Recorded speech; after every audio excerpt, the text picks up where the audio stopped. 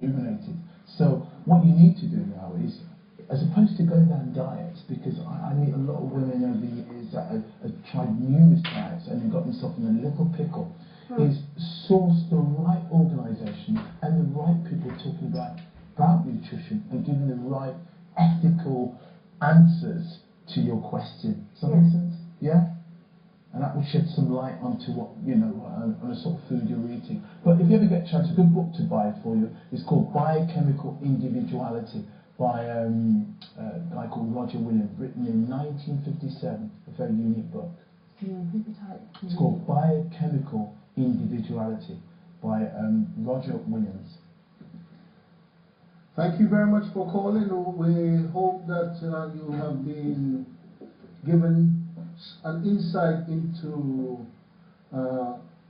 how to diet efficiently without sliding up and down as is the norm. But you need to know that male and female do lose weight somewhat differently. Okay, so you need to listen to who's giving you the information and where it's coming, because male and female do not lose weight on the same paw, okay? Okay, thank you, caller, for calling. Getting back on the nutrition, salivating and all sorts of things here. Caller with a problem. That word diet, even the very first 3 letters gives you an insight into what's happening to you while you're doing it. Basically, it just slows you up and makes you think. But what we're saying, we're not talking about diet here. We're talking about eating healthy, eating well. Yeah. And if you eat well and eat healthy, you don't have to diet, because a diet seems to be a temporary thing. It is temporary. We're looking at a lifestyle, aren't we? Yeah. We're looking at a lifestyle change where you're actually aiming to eat healthy. Don't rush. Don't you refine carbohydrates, your fatty foods, your saturated fats. I picked up in the paper today, independent on the tray, problems. I don't know what you guys feel about shellfish and oysters and mussels and those kind of things. I don't know.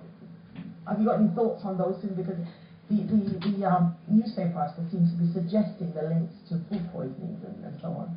Well, it wouldn't surprise me, because when you think about what we're putting into sea these days, we've got a multitude of chemicals in which is being funneled into sea, and subsequently, fish are eating it, and we eat fish and various other creatures. So, this is why it's so imperative we start to raise our psyche now and start to really have that real comprehension of food and what's happening to our food these days. So, in programs, in a few programs, in fact, we talked about plant-based foods, which is what you're talking about here. We talked about how God in Genesis actually encouraged populations to eat that way. And over in Leviticus, he talked about foods that man should eat and man should not eat. And the foods that man are eating now are the ones that are causing the problems. So if we revert back to the natural foods, we're going to be in better health and in better shape. Isn't that so, Errol? Indeed, Pauline. There is good guidelines from God, our Creator, that tells us the things that are wholesome and beneficial for eating. But of course, man being who he is and what he is, very rarely listen to good advice anyhow. And always want to do things the way they want to do things.